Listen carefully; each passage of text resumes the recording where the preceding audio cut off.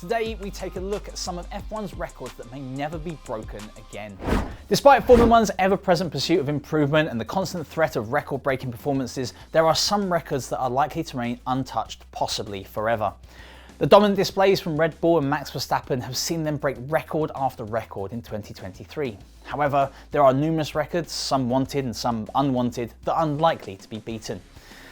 There are some real eye-opening records to follow. Firstly, most of the oldest driver records. The rate of evolution in most sports eventually means that the average age of competitors often comes down, so it's no surprise that the records for the oldest drivers to claim F1 accolades were set in the early years of the sport.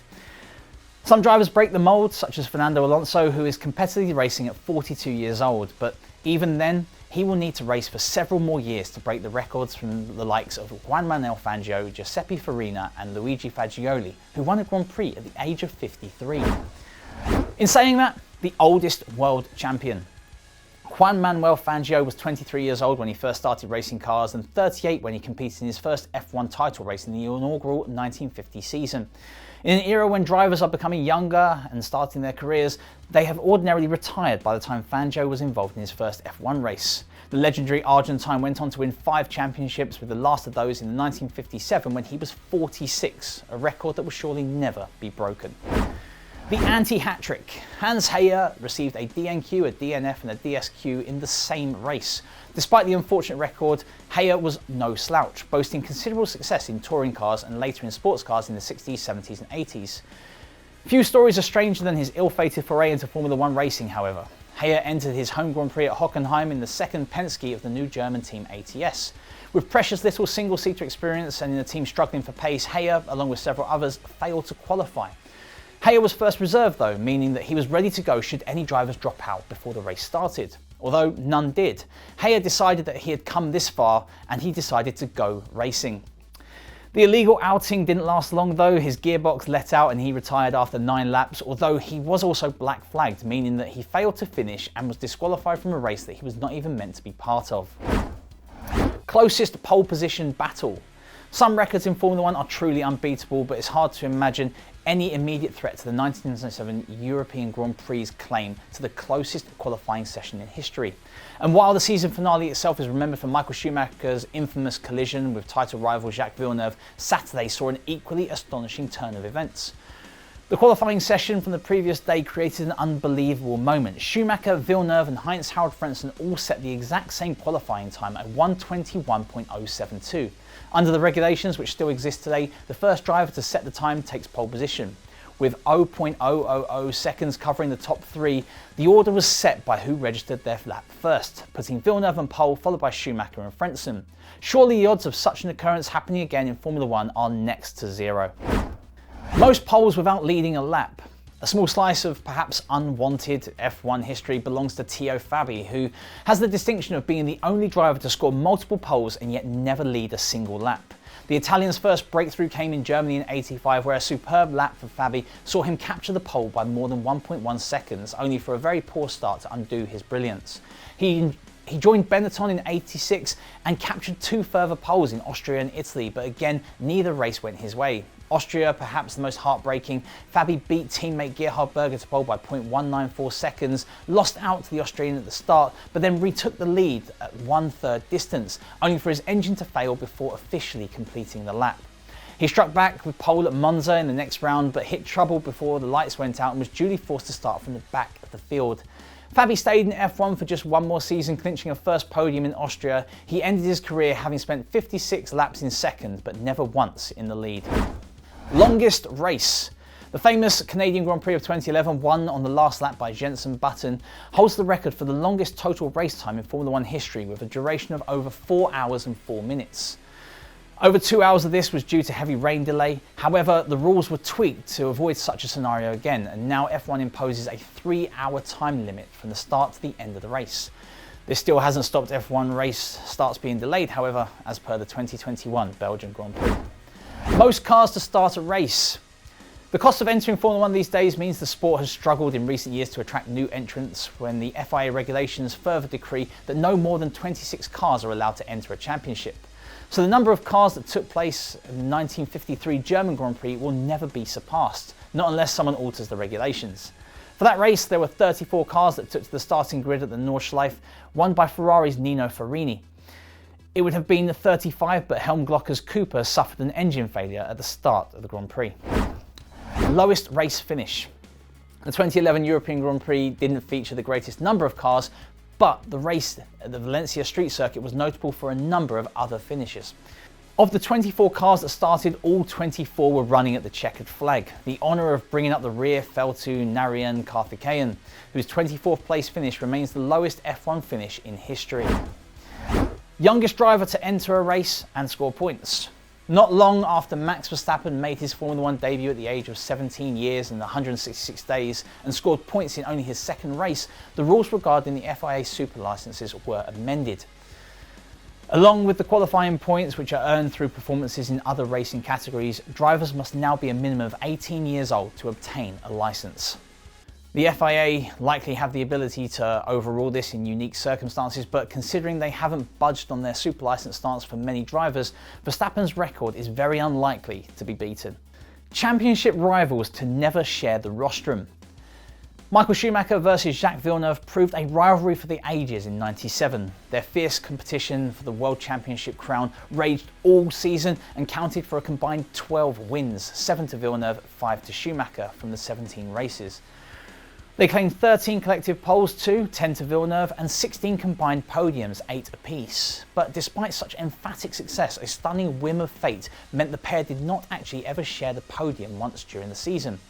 There was only one other instance of the championship's top two protagonists not featuring together on a podium back in 1950, when Nino Ferrini and Juan Manuel Fanjo contested 6 races. Most consecutive retirements in a row. Many years ago, even if a Formula 1 race appeared to be reaching a conclusion with no track fights to speak of, there was always the chance that an engine could explode, a brake disc could expire, or a gearbox could pack in.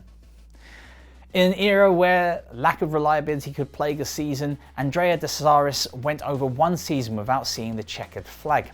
Predominantly retiring due to mechanical problems, the Italian went 22 races without completing a Grand Prix distance. Weirdly, he did achieve a podium finish during that streak, but his car ran out of fuel in the closing meters of the race, meaning that he had technically retired. However, he kept his place as the cars behind him did not finish the same lap as him. Biggest F1 starting grid penalty. Although many consider the current power unit penalty rules to be a bit silly, it's perhaps best for everybody's sanity if this record isn't beaten.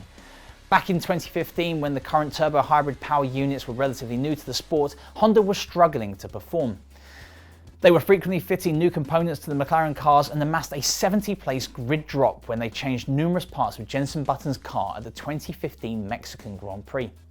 Nowadays things are simpler, and if a driver needs to swap too many new power unit parts, they're simply told to go to the back of the grid. Although it still gets a bit messy when several teams decide to do that all at the same time, at the same race. Fewest cars to start a race. Without a doubt, the 2005 United States Grand Prix at Indianapolis will go down as one of the most controversial in F1 history. Fewest cars to start a race. Without a doubt, the 2005 United States Grand Prix at Indianapolis will go down as one of the most controversial in F1 history. Following a number of blowouts during practice involving one of the two tyre suppliers in Michelin, and after failing to agree on a compromise with the FIA to reduce speeds through turn 13, the 7 teams using the tyres were advised they would likely only last around 10 laps. It resulted in the 14 cars from those 7 teams pulling off the circuit at the end of the parade lap, leaving only 6 cars from 3 teams using Bridgestone rubber, Ferrari, Jordan and Minardi, to compete, sparking angry scenes in the grandstands. Fewest race finishes. The Monaco Grand Prix of 1996 is remarkable for many reasons, and it holds the obscure record of the event with the fewest number of finishes. Although 7 cars were classified to finish, only 3 saw the checkered flag. Race winner Olivier Panis, followed by David Coulthard and Johnny Herbert. These days in Formula 1, it is not uncommon to see the full grid finishing a race. This happens several times in 2023. It's difficult to envisage a race coming to the close with the number of finishes. Races are also likely to be run in the very wet conditions witnessed in Monaco that year. Fewest pit stops in a race. It is astonishing to think that given the era, the 1961 Dutch Grand Prix should hold this record with 0. It is the only race to achieve this feat. Around the 2.6 mile Zandvoort circuit and over 75 laps, nearly 200 miles and 2 hours of racing, not one of the 15 drivers involved either stopped or retired. Ferrari's Wolfgang von Trips emerged winner by just 0.9 seconds from teammate Phil Hill. Most pit stops by a winning driver. When you consider one stop these days is good enough to win a race, it has to take something extraordinary for a driver to take the checkered flag by stopping at least twice. That is exactly what happened during the crazy wet 2011 Canadian Grand Prix, as Jenson Button stopped 6 times en route to claiming victory by less than 3 seconds from Red Bull's Sebastian Vettel. It is all the more astonishing when you consider Button was involved in 2 collisions, one with McLaren teammate Lewis Hamilton and one of his 6 stops after being handed drive-through penalty for speeding during the safety car. This race also holds the record for the most number of safety car appearances deployed, 6. All wins starting in the top 3. There are only 3 multiple champions in history to have only triumphed from no lower than 3rd on the grid, and only one of those didn't race in 1950s. Step forward, Sebastian Vettel, whose tally of 42 Grand Prix victories puts him 4th in history. Vettel is perhaps a victim of his own success in this regard, given his ability to produce when it matters in qualifying as well on race day. But his record of only winning from inside the top 3 remains something of a quirk. He is the first multiple champion to boast that record since Juan Manuel Fanjo. F1 win from furthest back on the grid. The current record for the lowest starting position to take a Grand Prix victory belongs to John Watson, who won the 1983 United States Grand Prix West from a remarkable 22nd on the grid. The then McLaren driver came back from an unusually poor qualifying performance and took advantage of a combative race up front to win ahead of teammate Niki Lauda. The biggest issue with trying to beat this record is there aren't 22 cars on the grid.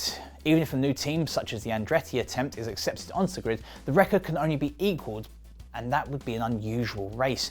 If it is to be beaten, Formula 1 requires 2 new teams, not a complete impossibility, and for one team and driver to have head and shoulders pace above the rest of the field, much like Verstappen and Red Bull have today. Youngest race winner.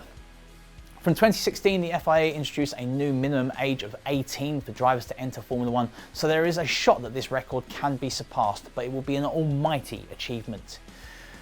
In that year's Spanish Grand Prix, and just a week after being promoted from Toro Rosso to Red Bull, Max Verstappen stood on the top step of the podium at Barcelona's Circuit de Catalunya at the age of 18 years, 7 months and 5 days. Verstappen was given a huge helping hand when Mercedes duo of Lewis Hamilton and Nico Rosberg took one another out, but needless to say, it was still an enormously popular success. Smallest winning margin.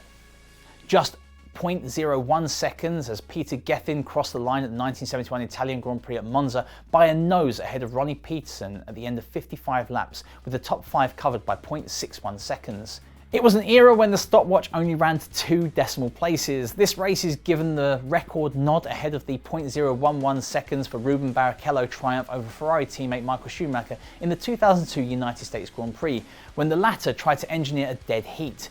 Gethin's win in his BRM also stood as the record for the fastest F1 race, with an average speed of 150.754 miles per hour until the 2003 Italian Grand Prix. Biggest race winning margin. Despite the various eras of dominance with Schumacher, Hamilton, Vettel and Verstappen, none of these drivers have come close to troubling the record for the biggest race-winning margin. On lap count, both Jackie Stewart in 1969 and Damon Hill in 1995 both took victory by over 2 laps in attritional races. In the 1958 Portuguese Grand Prix set on the cobbled tram-lined streets of Oporto, Sterling Moss driving a Van Wall beat Mike Hawthorn in his Ferrari by 5 minutes 12.8 seconds.